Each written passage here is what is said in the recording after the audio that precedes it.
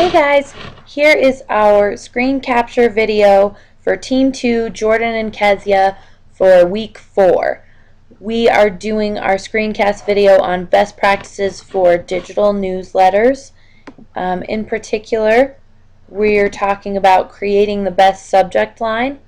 There are some main pointers that the YouTube video we're going to show you goes over when it comes to coming up with the best subject line for your company newsletter.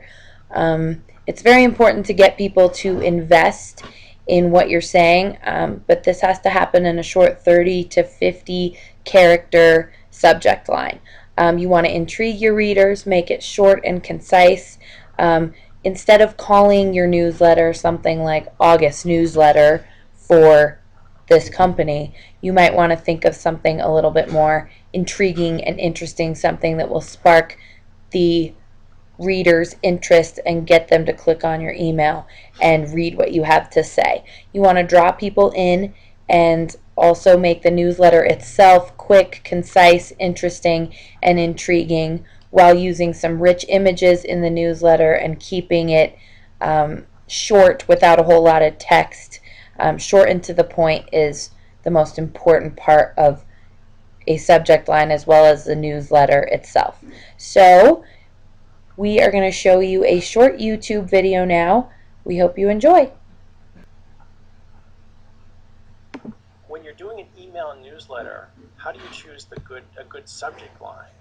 How do you do something that really has some zing to it to get people to open the email? Because I guess he has a lot of people who don't, he's been tracking it. A lot of people don't read his email newsletters, which is unfortunate. So darn it, we're going to help you, Ted. The only thing I can say about that is make it something that is kind of intriguing. It ties into one of the topics in the newsletter, but it kind of stands on its own and gets people to investigate. So when people just read the subject line, they're kind of deciding if they're going to actually, go through and read the whole newsletter. So you want to pick something that's very short, very concise, but also kind of intriguing that leads people in.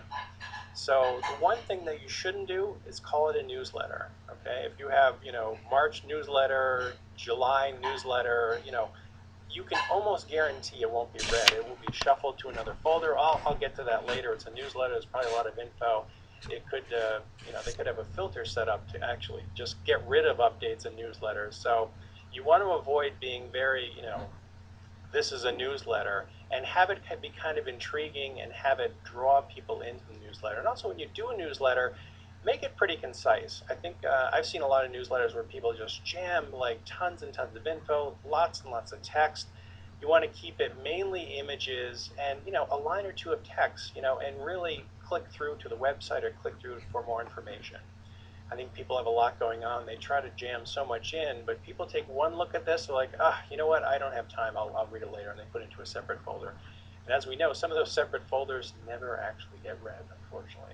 So anyway, that's my suggestion, something concise, quick, intriguing, and not generic, not like, April newsletter, something that would not excite me, but something that was intriguing, that would be good. And when you do the newsletter, keep it very concise, bullet points, nice, rich images, something that's captivating, that, the photography is really good, that gets people really intrigued enough to kind of click through to whatever, the website or blog. So those are my suggestions. Thanks for the question.